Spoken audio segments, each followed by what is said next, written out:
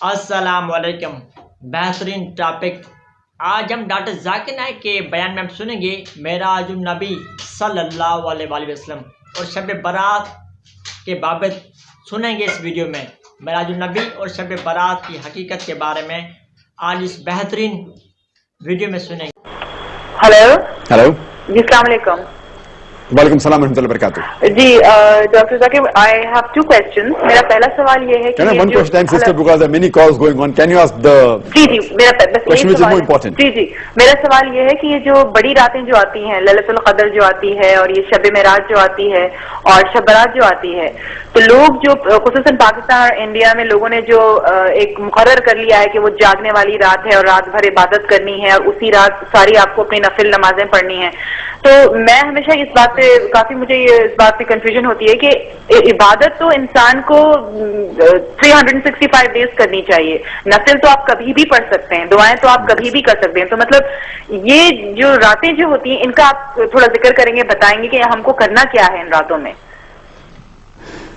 جو بہن نے سوال کیا کہ کئی راتیں ہم ہمارے معاشرے میں بناتے، لیکن جو قرآن مجید میں جس کا ذکر ہے وہ لیلۃ القدر، اس کا ایک سورہ بھی ہے اور یہ thousands of ہزاروں راتوں کے مقابلے میں ہیں،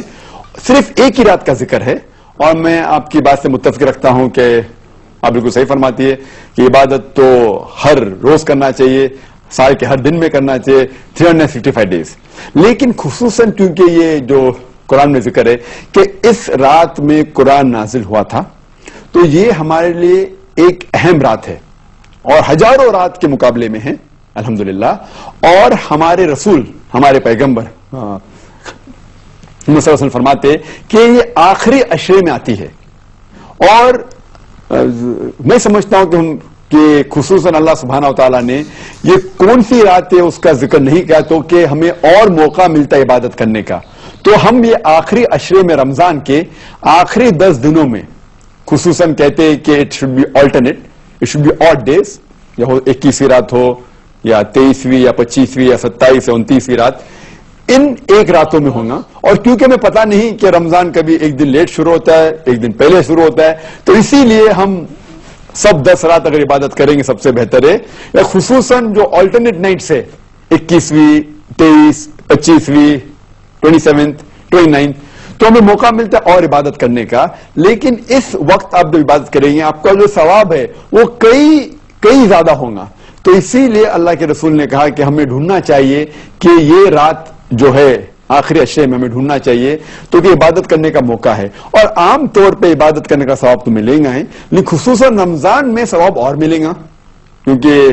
جیسے ہم جانتے ہیں کہ وہ شیطان، اللہ سبحانہ وتعالیٰ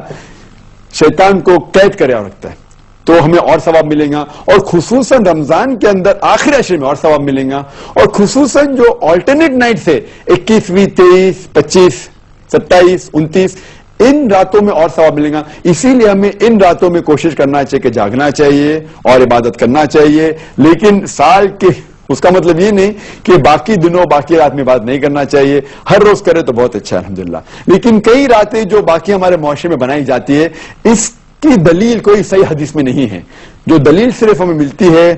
وہ ہے خصوصاً لیلۃ القدر کے بارے میں۔